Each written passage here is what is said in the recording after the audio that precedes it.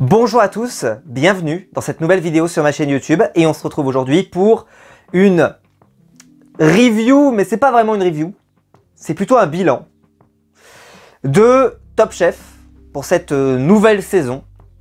Je regarde le programme depuis le début de cette diffusion et j'étais assez chaud au départ évidemment pour vous faire des reviews, vous savez, comme je fais un petit peu pour les programmes que je fais pas au quotidien. Vous savez, comme Pékin ou Koh-Lanta ou autre, mais plutôt de faire des grappes d'épisodes, tous les 2 ou 3 épisodes, selon ce qui se passe, selon les grands moments, la boîte noire, évidemment la guerre des restos, etc. Et tout ceci a eu lieu ces dernières semaines, et donc je me suis dit, tiens, il s'est quand même passé beaucoup de points de passage majeurs de l'émission, et donc on va pouvoir y revenir. Mais même avant ça, dans les premiers épisodes, j'aurais pu vous faire un point au 3 ou 4e épisode, et puis ensuite, je sais pas, au 8e. Là, on en est actuellement au 9e épisode, ce qui est quand même déjà beaucoup. Et chaque épisode qui passait a reculé cette vidéo. J'arrive aujourd'hui à un moment où je pense que c'est le moment, puisque dans l'épisode précédent, celui qui a eu lieu hier soir, c'était la guerre des restos, j'ai dit, on va faire un point. Je me suis dit, soit j'attends encore 2 semaines, et on va arriver vers la finale, et comme ça je vous fais un point juste avant la finale, enfin en tout cas ce qu'ils appellent la finale, c'est à la phase finale où chaque brigade en gros aura un seul candidat, etc. d'après ce qu'on comprend, et qu'il y aura la fin de la brigade cachée. Mais je pense que là, avec la fin de la guerre des restos, avec ce qui s'est passé, je pense que c'est le moment de faire la review. Et puis aussi, il n'y a plus les traîtres, il n'y a plus, voilà, c'est un moment, c'était un peu compliqué avant, j'avais un peu un embouteillage de programme, les traîtres viennent de se terminer. Donc, j'ai la possibilité de pouvoir vous le proposer. Je vais dire plusieurs choses qui ne vont engager que moi, évidemment. Et vous connaissez mon franc-parler sur la chaîne.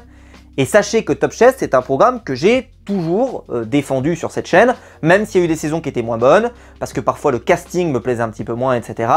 Mais j'ai toujours dit que c'était un programme de grande qualité. J'ai toujours regardé Top Chef. Je n'ai jamais raté de saison, tout comme Pékin Express, tout comme Koh-Lanta, tout comme les traîtres. Et donc, c'est un programme que j'aime. Et ça me fait chier ce que je vais faire aujourd'hui. Mais il faut bien que quelqu'un le fasse, personne ne le fait. Le programme de cette saison est un échec et une catastrophe industrielle comme je n'ai jamais vu. Jamais. Jamais. On est sur un truc impensable, incroyable, qui n'a aucun équivalent sur la planète d'échec. Pour un programme qui fonctionne. Des fois, il y a des choses, par exemple, qui sont des programmes nuls, et dès la première saison, tu le vois. Là, c'est pas le cas. C'est un programme de qualité, et on arrive avec une nouvelle saison. Saison dans laquelle on essaie de mettre un peu les petits plats dans les grands, avec un nouveau concept. On met vraiment l'emphase sur l'arrivée des critiques culinaires du guide Michelin. On te dit, vous allez voir cette saison, ça va être incroyable. Et finalement, les épisodes s'égrènent et c'est un cataclysme. Et alors sur Internet, des fois par exemple, on a des gens qui râlent, on a aussi des gens qui passent des bons moments, on s'intéresse plus au train qui arrive en retard qu'au train qui arrive à l'heure. Mais là, il y a, quand je regarde sur Twitter, alors je sais que sur Twitter il y a un petit peu tout, il y a beaucoup de gens qui critiquent, mais il y a aussi des gens qui aiment bien. Quand vous regardez les soirées de Pékin Express, de Les Traîtres, de Koh-Lanta, etc., même s'il y a des critiques, il y a beaucoup de gens qui kiffent. Beaucoup. Là, j'ai l'impression que personne ne kiffe. Alors, au moment où je parlerai là, je vais vous mettre des screens, des messages sur Twitter qui ont été laissés. Pas des messages injurieux. Jamais je ferai la promotion de messages injurieux ou autres, etc. C'est même pas le cas. Là, on sent vraiment dans les messages que je vous projetterai la déception. Les gens sont déçus. Sont déçus. Semaine après semaine, les gens sont déçus. Et je pense que le fait d'avoir raté son démarrage, parce que pour moi ils se sont complètement plantés, fait que même là, l'épisode que j'ai eu hier soir, de la guerre des restos, et il faut le dire, l'épisode était bien. Franchement, il était bien. Pas incroyable, mais il était bien. Il s'est éternisé. Éternisé. Pour info, si vous dormiez avant la fin, donc avant 23h30, 23h20, vous ne saviez pas qui était éliminé, puisqu'il fallait encore rajouter l'équipe cachée derrière. Donc l'épisode a dû terminer, moi j'ai dû aller me coucher parce que j'en pouvais plus, mais probablement je vieillis, hein. Je vieillis, je m'en excuse de vieillir, mais franchement sans déconner, là je me suis dit mais je ne tiendrai pas, donc j'ai préféré le continuer aujourd'hui en étant réveillé, etc. Parce que sinon, mais je n'y arrivais plus quoi. C'est interminable Top Chef. Et ça pour info, c'est pas récent, hein. Moi j'ai connu le Top Chef quand j'étais à la fac, où ça terminait et tu savais qu'il était éliminé à minuit 20. Je me levais à 6 h pour prendre mon bus. Sans déconner quoi. Et à l'époque, ça me faisait pareil, je trouvais ça hallucinant. Et ils avaient progressé, je trouve. Et là, ils ont régressé. Mais alors, qu'est-ce qu'ils ont régressé? Par exemple, la guerre des restos. Super la guerre des restos hier soir. Mais la guerre des restos, d'habitude, on arrivait même à avoir la guerre des restos et un autre truc derrière. Une autre épreuve, un truc vite fait, même si ça va vite, etc. Là, ils n'ont même pas réussi à le mettre tellement. Ils ont fait durer le montage et ils font durer le montage de tout. Bref, on va rentrer dans le détail. Évidemment, je vous encourage à liker cette vidéo, à vous abonner. Mais j'ai envie de dire de surcroît, pour ceux qui regardent Top Chef, je vous attends dans les commentaires. Dites-moi si vous êtes d'accord avec les critiques que je vous expose là et que je vais vous exposer dans la suite de cette vidéo. Je vais revenir un petit peu point par point. Il y a des choses qui sont graves, des choses qui sont pas graves, il y a des choses moi qui m'agacent, mais bref, on va revenir sur la plantade, parce que c'est une plantade. Alors commençons déjà, rentrons sur le départ. Le départ déjà, on part sur un truc déjà qui a un peu froissé les gens. C'est Charlie, qui lors du premier épisode, et pour ceux qui savent, Charlie est le premier qualifié pour la finale puisqu'il a obtenu les 2 magnets là, de qualification. On reparlera de ce système absolument... Je vais me chauffer, vous allez voir. Bon, bref. Et il y a beaucoup de gens qui, à ce moment-là, au début de saison, ont été un petit peu stupéfaits, pour ne pas dire plus, que cet homme passe la sélection. Il avait décidé de faire un plat dans lequel il avait fourré une tête de canard, là, et il a découpé une tête de canard et il l'a servi au chef. Limite une dégustation Koh-Lanta. Ah, faut suivre le review Universe, là. Sa tête n'était pas cuite, d'accord? On voit Hélène Darroze, elle a 2 doigts de dégobiller. La chef, non, je crois que ça va, mais il y a Philippe Etchebest, il a vraiment du mal. Glenn Viel, il est comme ça, machin. Paul Perret, t'as l'impression qu'il va tourner de l'œil, etc. Bref, rien ne va. Ils n'arrivent pas à le manger. On est d'accord, il n'y a aucune raison qu'il soit qualifié. Normalement, il ne doit pas être qualifié. Il doit aller défendre sa chance. Il n'y a pas de raison qu'il soit qualifié. Finalement, il est qualifié. Il est qualifié. Alors là, parce que le chef a vu un potentiel, une prise de risque, etc. Pourquoi pas? Mais déjà au départ, il y a des gens qui ont dit tiens, bon, un peu étonnant quand même, pour un concours qui essaie de te dire que l'important c'est d'avoir du contenu de qualité, etc. etc. Bah là, il y a un plat que personne ne peut manger, et finalement, il est qualifié. Bon, ça on comprend pas. Mais finalement, le temps leur donne raison, parce que ce chef semble avoir du talent, puisqu'il est le premier qualifié vers la suite. Et vers la suite du concours. Ça, c'était le premier point qui a un peu divisé. Moi, si vous voulez mon avis, je pense que c'est le point le moins grave. Parce que, bah, moi aussi, j'ai noté que quand même, il avait été couillu. Et je me suis dit, tiens, ça peut plaire à certains chefs qui aiment ce côté un peu voilà, un peu aventurier, un peu fou. Et on pouvait imaginer que des chefs comme Paul Perret, par exemple, aiment beaucoup. Parlons, donc ça, c'est le premier grief. Premier grief de départ. Deuxième grief. On part au départ, je vais vous parler des 4 premiers épisodes. Au deuxième épisode, on a donc la suite avec les autres candidats qui n'ont pas été qualifiés au premier tour, qui ne sont pas encore passés. Et là, tu te dis, au troisième épisode, on va donc retrouver l'ensemble des candidats qui sont qualifiés. Ça vous semble logique? C'est-à-dire qu'on a passé les 2 premiers épisodes à qualifier une moitié d'équipe, une autre moitié. On va donc se retrouver avec l'ensemble des candidats. Non, non, non, non, non. Non, non, non, non, non. Non, non, non, non, non.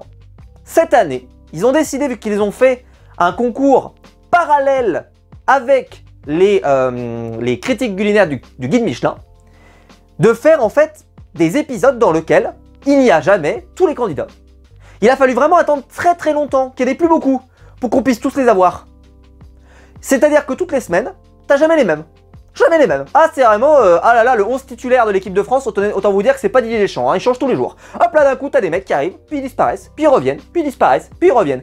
Et si, en plus, tu n'es pas très bon, et que tu n'as pas la chance d'être qualifié pour le truc des critiques culinaires du guide Michelin, tu peux littéralement avoir un temps d'antenne qui est littéralement réduit à 0.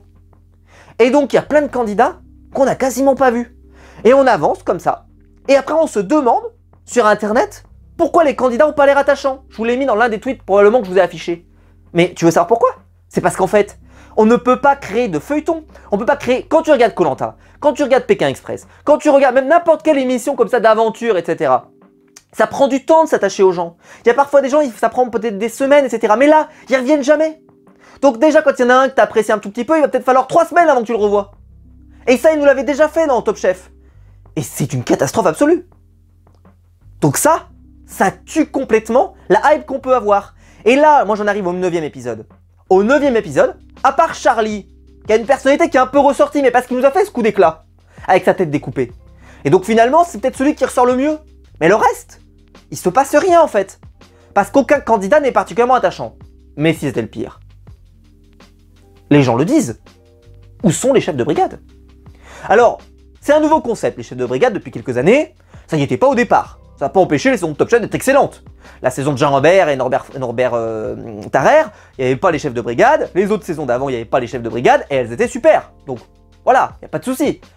Mais dans ce cas-là, là, ils ont trouvé une sorte de truc bizarre où tu as un peu les chefs, mais pas trop. Mais en fait, non, ils sont jamais là. Ils sont parfois, leur présence se résume à être devant une télé, à regarder, à faire une review de ce qu'on voit. Et même là, ils ont l'air, il y en a beaucoup qui le disent, ils ont l'air plus du tout de prendre leurs pieds.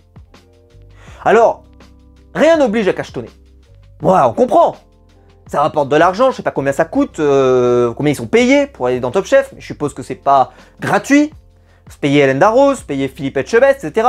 Philippe, c'est un cas particulier pour moi, parce que Philippe est dans la galaxie M6. Et donc, Philippe, lui, Top Chef, c'est un truc en plus. Mais il a Cauchemar en cuisine, etc. Il a Objectif Top Chef, etc. Donc lui, il est dans le projet. Ok.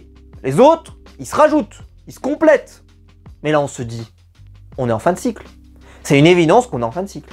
Là, il faut changer toute l'équipe. Alors peut-être Stéphanie Lequelec, il faut la garder parce qu'elle vient d'arriver. Et d'ailleurs, je trouve, sans commune mesure pour moi, c'est la meilleure cette année. Même devant Philippe Etchebest. Les autres, je trouve qu'elle est investie. Tout ce qu'elle dit est toujours pertinent. J'adore Stéphanie Lequelec. Faut la garder. Le reste, je suis désolé. Mais si jamais vous vouliez plus le faire, il fallait le dire et arrêtez là, quoi.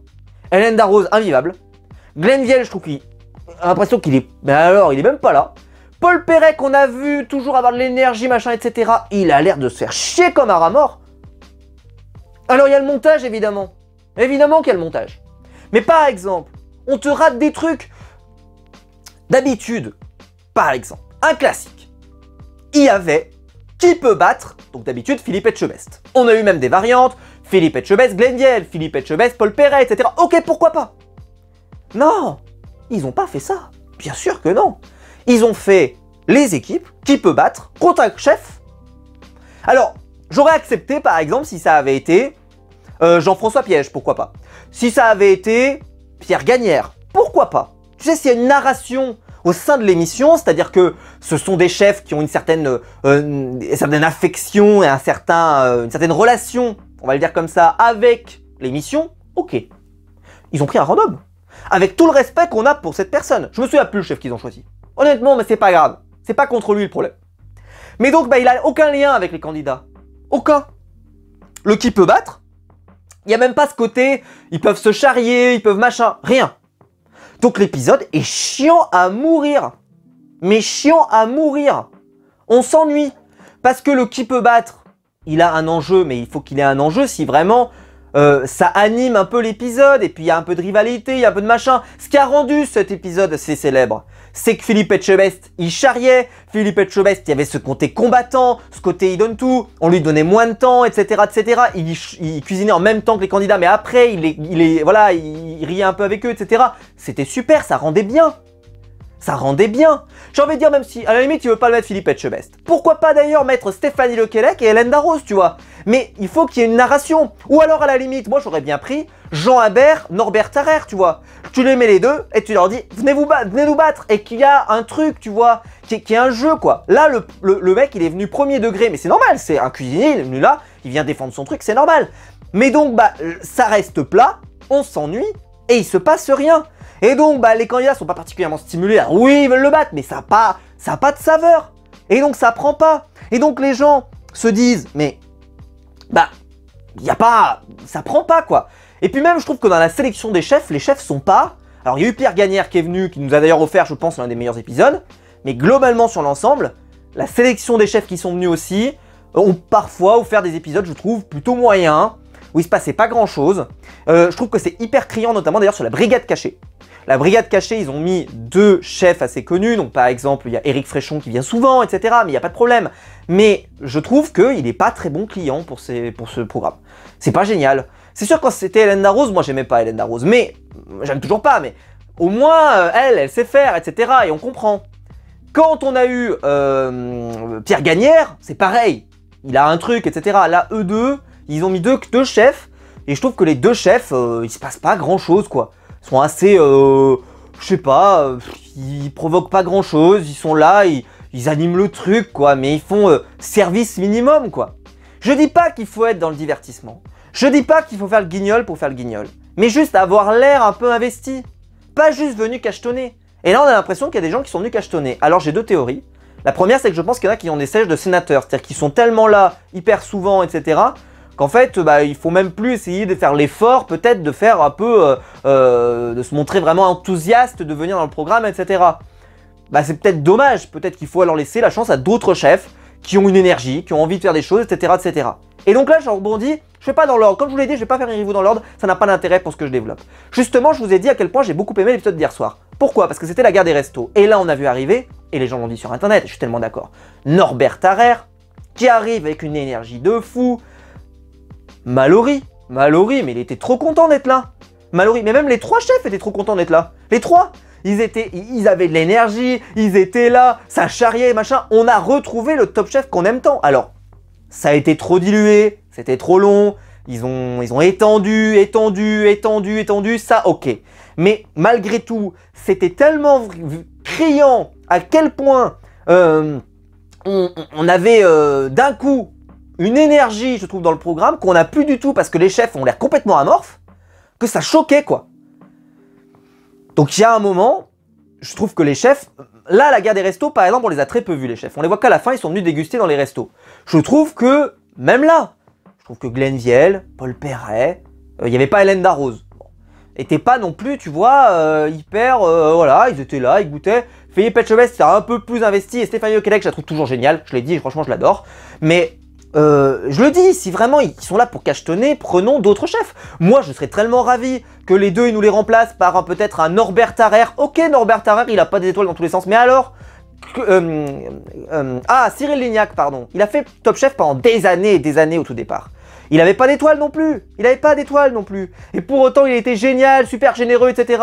Ça n'a rien à voir, c'est incomparable. Être un bon client à la télévision et être un chef excellent et acclamé, ça n'a rien à voir. Il n'y a pas de lien de cause à effet entre ces 2 événements.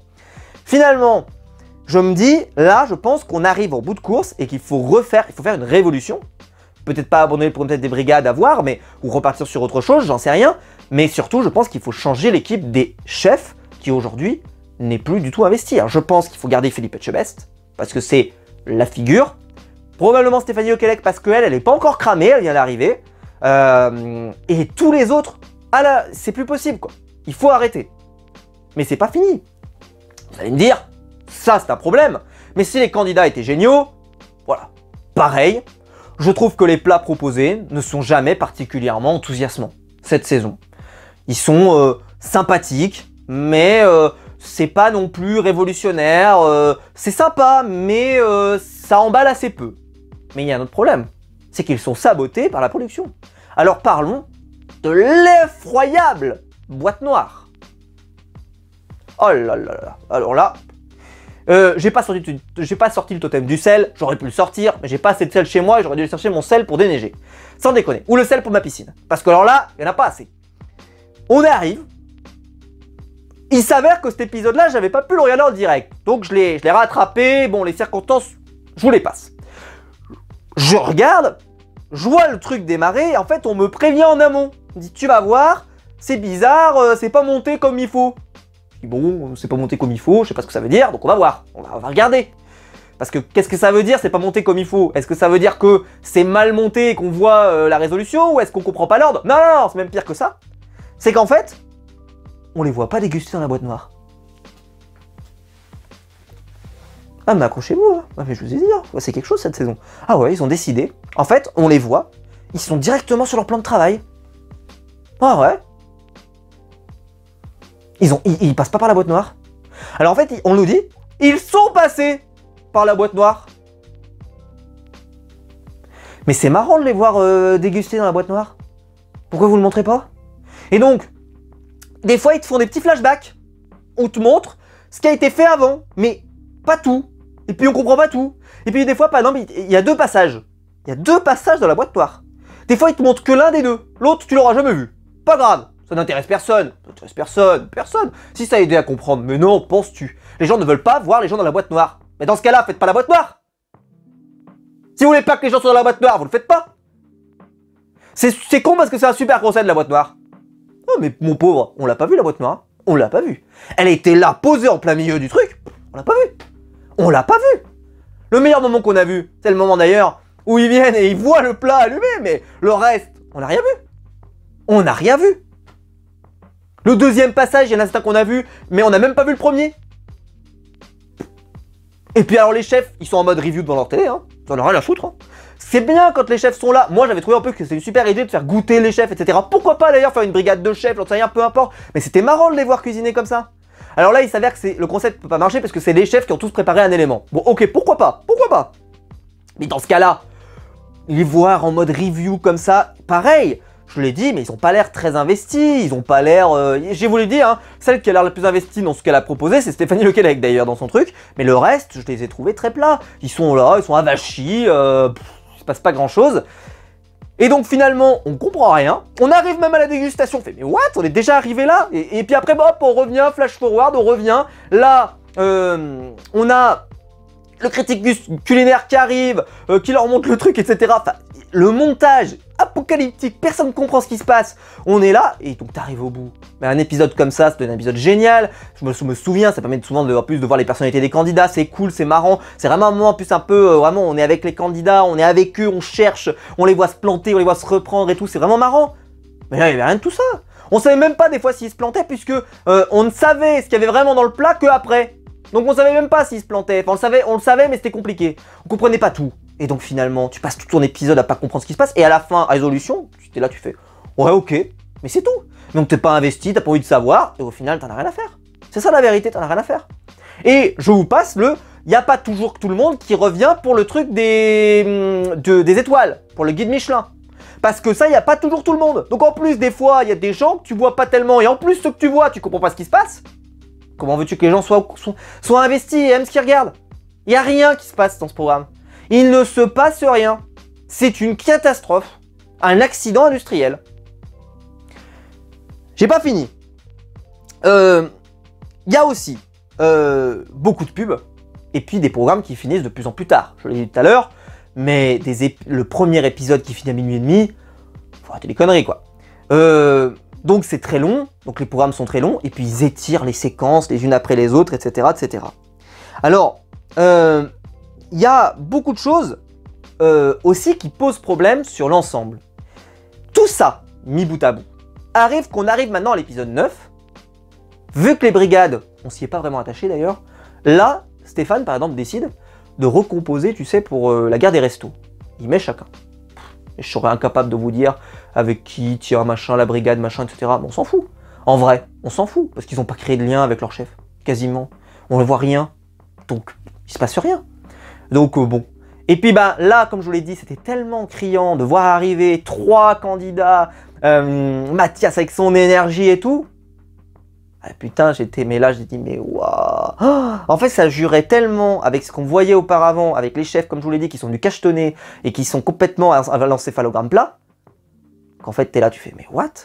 Et donc, vu que le rythme, là, par exemple, je l'ai moins senti complètement mort, ce rythme. Mais parce qu'en fait, il y avait une super énergie, c'était cool de les voir. Moi, en plus, j'ai adoré les concepts qu'on a eu cette année, le concept mafieux, etc. Enfin, franchement, c'était très cool. Mais... et puis en plus les plats étaient intéressants, voilà, c'était vraiment cool. Pareil, il y a des gens qui ont dit que ça avait tué par exemple la guerre des restos parce qu'ils ont mis les 3 chefs confirmés dans la même équipe. Est-ce que par exemple on n'aurait pas pu mettre un par brigade par exemple? Et comme ça, peut-être que ça les aurait fait moins gagner facilement, parce qu'ils ont vraiment gagné facilement, et c'est quand on voyait les plats, je trouve que ça se voyait que c'est des candidats qui sont étoilés, en tout cas il y en a 2 sur 3 qui sont étoilés, et on va pas se mentir, ça se voyait, parce que franchement, les plats étaient quand même d'un très haut niveau, on va pas se mentir. Je me dis, il reste le sujet dont je n'ai pas parlé, c'est que vu qu'ils te mettent des fois une seule épreuve par épisode, parfois 2 épreuves par épisode. Moi j'ai connu le Top Chef où tu avais 2 épreuves par épisode plus la dernière chance. Et tout ça, ça finissait à 23h20. 23h20, 23h30. Là maintenant, c'est des fois tu arrives à mettre une épreuve jusqu'à 23h30. T'as l'impression qu'on est dans Koh-Lanta, tu sais, et qu'ils font comme avec l'épisode coupé en 2, et qu'ils font durer comme ça. Mais c'est pas possible. On aime bien la cuisine, évidemment, on aime ça. Mais je trouve que ça manque de dynamisme. Oh là là, c'est... Oh, allez, un peu de rythme. Le monteur, mais c'est une catastrophe ce qu'il nous fait. En plus, des fois, on comprend pas ce qu'il fait avec la boîte noire, mais ça a été un carnage. Mais même, je trouve, dans le dynamisme qu'il faut donner au programme, il se passe rien. J'arrive au bout. Finalement, on a des candidats qui arrivent, ils sont déjà au 9e épisode, ça avance relativement vite. On est là, moi j'étais là tout le long, j'ai fait, mais en vrai, je me fiche de savoir qui va gagner. Je m'en fous. Parce que je trouve qu'on n'a pas créé d'attachement envers eux, et on n'a pas particulièrement envie de les suivre jusqu'au bout. On s'ennuie, il se passe pas grand chose, et alors il reste le concept. Parce que comment le gagnant va être défini, enfin comment on avance? On avance avec les chefs du guide Michelin, enfin les critiques du guide Michelin, qui a fait beaucoup parler d'ailleurs en amont pour dire que c'était complètement dégueulasse, que le gagnant allait recevoir une étoile, enfin ouvrir un restaurant étoilé, alors que c'est le travail de toute une vie, etc. Je vais pas rentrer dans le débat de ça parce que ça aussi c'est un débat. Je le dis quand même, c'est vrai que les chefs étoilés vont quand même goûter régulièrement les plats proposés, donc on peut se dire qu'il y a quand même une dégustation sur le long terme, mais certains vous répondraient, dans un restaurant étoilé, il faut le savoir, il y a aussi des services qui comptent, il y a aussi plein de choses, etc. Il n'y a pas uniquement juste est-ce que c'est bon ou est-ce que c'est pas bon. Bon, parenthèse, et puis capable de produire avec de la quantité, avec beaucoup de plats, etc. ce qui n'est pas le cas dans un concours. Ceci étant, voilà, ça ressemble un peu à un concours, un peu du style meilleur ouvrier de France, même si c'est pas meilleur ouvrier de France parce qu'il n'y a pas autant de critères, etc. et c'est pas aussi exigeant, mais voilà. Et puis c'est dans l'esprit, pourquoi pas? C'est vrai que pour certains ça dévalorise. Moi je trouve que les chefs font quand même beaucoup de plats, beaucoup de choses. Souvent on a eu des fois des gens qui nous disaient que c'était du niveau d'une recette d'une tablée étoilée. On l'a souvent eu ce genre de réplique, donc pourquoi pas? Bon bref, à voir. Mais ça amène aussi une froideur. Je vous disais depuis tout à l'heure qu'il n'y a pas d'ambiance dans cette saison et qu'il n'y a pas que ça prend pas, que ça décolle pas. Mais forcément, les chefs là, les critiques sont mis dans le noir pour pas qu'on les reconnaisse. Ils ont leurs assiettes, ils parlent très peu. Je pense peut-être pour pas qu'on les reconnaisse, j'en sais rien, mais en tout cas ils parlent pas beaucoup. Ils goûtent, voilà, c'est assez rapide. Ils sont pas forcément là pour faire le show. Mais d'ailleurs, je sais pas ce qu'on demande, mais quand même. Mais ils sont là, hop. Pourquoi ils ont tant aimé François-Régis Gaudry? Pourquoi on l'a partout, François-Régis Gaudry? C'est parce que François-Régis Gaudry, qu'on l'aime ou qu'on l'aime pas, quand il fait les dégustations, je le trouve déjà hyper pertinent, je trouve qu'il est bon à la cam, faut le dire, hein, faut arrêter d'être malhonnête. J'en ai eu beaucoup qui disent « Ah, François-Régis Gaudry, on le voit partout alors qu'on voit pas les chefs ». Bah oui, mais franchement, il faut le dire, quand il déguste, je trouve qu'il est vraiment super bon. Je trouve qu'il est très bon pour nous faire comprendre ce qu'il déguste, excusez-moi, lapsus, mais voilà, c'est très bien. Là, ils sont hyper froids et ça fait un froid dans le programme. Ça fait quelque chose, je trouve que d'ailleurs, je trouve qu'ils ont du mal à donner du dynamisme à cette séquence. Elle est, ça casse le... Tu vois, le Top Chef, ça a toujours été un programme chaleureux, même si lors des dégustations, etc., les chefs pouvaient être très cash, très trucs, etc. Mais il y avait une ambiance quand même, etc. Enfin, voilà, il se passait des choses. Là, c'est très froid. Et donc c'est un programme très froid, et donc bah, je pense que même nous à l'image, ça reste plat et ennuyeux, et ça décolle pas. Je vais arrêter ici pour faire la totalité de cette review. Je vais juste faire un bilan. Je sais pas ce que ça va donner par la suite, je vous ferai certainement d'autres reviews, on verra à quand, comment on avance. Ce que je veux dire par là, c'est que pour moi c'est un échec cuisant. C'est un échec de A à Z. C'est un échec qui a tout raté. Qui a tout raté. Ils ont raté le concept. Pour moi, le casting est pas ouf. Ça, je l'ai pas très dit, mais le casting est pas ouf. C'est pas grand chose. Je l'ai dit à la qualité des plats. Mais même au-delà de ça, le plus gros truc qu'ils nous ont créé, c'est le fameux couple. Oh, le couple, franchement, honnêtement, rien à foutre. Hein. C'est pas fou. Hein. C'est pas super intéressant. Et puis même entre eux, je trouve que ça apportait pas grand-chose, quoi. Des fois, vous savez, dans Top Chef, par exemple, il y a des histoires d'amitié, des machins, tout ça. Mais comment tu veux que ça arrive? Ils se croisent jamais. Ils se croisent jamais. Il n'y a jamais les mêmes personnes à chaque truc. Il n'y a jamais les mêmes choses. Ça marche pas. Ça marche pas. Ils se charrient pas, il se passe... Là, j'ai envie de dire justement, lorsqu'ils ont fait la guerre des restos, c'est peut-être l'épisode où on a eu le plus le côté chaleureux. Eh bah sachez une chose, vu qu'il y avait une bonne ambiance dans le resto, voilà, ça râlait parce que c'était une bonne ambiance, je sais pas quoi, machin, etc. Bon, ok, mais au moins il y a eu un peu de vie, hein. Au moins il y a eu un peu de vie, parce que jusque-là, qu'est-ce que c'est plat, qu'est-ce que c'est plat. Ça a pas de saveur, il n'y a pas de sel là-dedans, hein, mon Dieu, hein. Et donc finalement on arrive là, et on se dit, mais quelle plantade. Et je me dis, eux, quand ils ont tourné la saison, ils se sont pas dit que ça prenait pas. Alors je me dis, peut-être qu'ils se sont rendus compte, et c'est pour ça que là, ils nous ont fait venir, tu vois, cette nouvelle brigade qui est arrivée pour faire la guerre des restos. Peut-être qu'ils l'avaient prévu depuis le départ. Mais c'est vrai que je trouve que c'est une saison qui démarre tellement pas, qu'on se dit que là, on a envie d'avoir des candidats qui vont apporter, tu vois, j'étais tellement content de voir Norbert, voilà, il faut nous amener un peu de vie, quoi, parce que c'est vrai que le concept a tué la saison. Ce concept-là nous a scié les pattes, c'est devenu un programme chiant. Et donc à un moment donné, on peut pas en vouloir aux gens d'en avoir plus rien à foutre et de vouloir abandonner, et de vouloir arrêter. Moi je continue parce que je regarde ça, mais tranquille, hein. J'ai pas pris de notes. Au début j'ai pris des notes, sur tous les premiers épisodes j'ai pris des notes. Hyper détaillées, je peux vous raconter tout ce qui se passe. Puis finalement j'ai dit mais il se passe rien, il se passe rien d'intéressant. Je vous ai dit la tête découpée c'est le truc qui m'a vraiment fait marquer, mais après derrière, il se passe pas des choses particulièrement passionnantes. Même les dégustations, elles sont très plates, etc. Quand on lit par exemple, tu sais, ils te donnent le rapport derrière après des guides Michelin, ils te donnent le truc, ils le lisent. Ouais, bon, voilà, machin. Je sais pas, ça prend pas quoi. Et en fait, c'est un raté. C'est un raté de A à Z. Et donc je pense que cette saison, j'espère qu'ils regardent les critiques sur internet, parce que les critiques sont abominables. Et que là, ils ont pris conscience que peut-être on est arrivé à un bout de cycle. Et donc je pense que l'année prochaine, il faut faire une révolution. Gardez Philippe Etchebest et Stéphanie Lequelec et tout le reste, désolé. On vous aime bien, c'est pas contre vous. Mais je pense qu'on a fait le tour, et vous-même vous avez fait le tour. Et il est temps d'apporter du sang neuf, d'apporter des nouvelles personnalités, d'apporter, voilà, un vrai sang frais, qui a envie de s'investir, qui a envie de passer des bons moments, etc. pour qu'on relance la machine. Parce que là, la machine est complètement en panne, mais alors en panne de chez en panne, hein, vraiment. La voiture, elle démarre plus, quoi. C'est une catastrophe. Bon, je vais pas parler plus longtemps parce que je suppose que la vidéo est très longue, j'en excuse, mais bon, écoutez, j'ai fait une review d'une saison presque entière, voilà, etc. Mais je voulais vous dire en tout cas que si vous me demandez pourquoi il n'y a pas eu de review plus régulièrement, etc., mais c'est parce qu'en fait, j'aime parler des programmes que j'aime, moi. J'aime, même si c'est pour les démonter parfois, mais Koh-Lanta, etc., mais souvent il y a quand même du bon, il y a du moins bon, mais il y a du bon. Là, depuis le départ, comme je vous l'ai dit, il n'y a que depuis 2 épisodes que ça se réveille un peu, avec l'arrivée de Pierre Gagnère, ou ici, sur la guerre des restos. Mais même la boîte noire, je me suis dit, tiens, je vais avoir envie d'en parler. Mais laissez tomber, la boîte noire, t'as pas envie, etc., etc., etc. Et en fait, vu que t'as jamais envie d'en parler, bah ça vient jamais. Là, j'en profite, parce que voilà, j'ai du temps cette semaine, mais j'aurais pas eu de temps, j'aurais été submergé de reviews. Je peux vous dire que je faisais jamais la review de Top Chef. Ça ne le mérite pas. Ça ne mérite pas le temps que je viens de passer aujourd'hui. Parce que c'est trop mauvais. C'est trop mauvais. Alors, ça remet pas en cause Top Chef en tant que programme. Ils se sont plantés. C'est arrivé à Koh-Lanta quand ils ont fait des saisons qui n'ont pas marché et que vraiment ça marche pas de A à Z. Et moi, je vous dis que le casting il est foiré, il se passe rien, etc. C'est une catastrophe. Bon, ok. Là, voilà. C'est un exemple de le concept va pas. Casting va pas, y a rien qui va, les chefs vont pas, les brigades vont pas, il se passe rien, bah voilà. Là ils ont pris le mur, crash industriel majeur. Bah il faut peut-être prendre le mur d'ailleurs pour que ça prenne. Il était pour que ça relance.